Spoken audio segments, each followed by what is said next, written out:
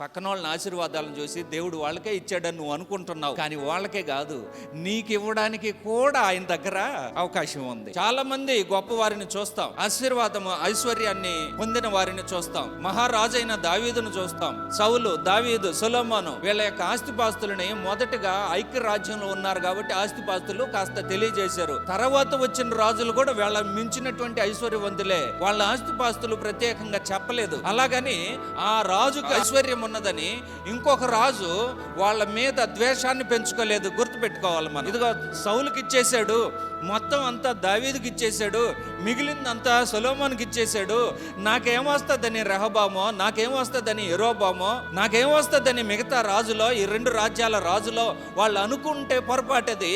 వీళ్లతోనే దేవుని కృప పరిమితి కాదు నాయన. రాజ్యాలు పెరిగిన మహారాజు గొప్పవాడు కాబట్టి తన కృప అందరి మీద సమానముగా విస్తరిస్తాడు.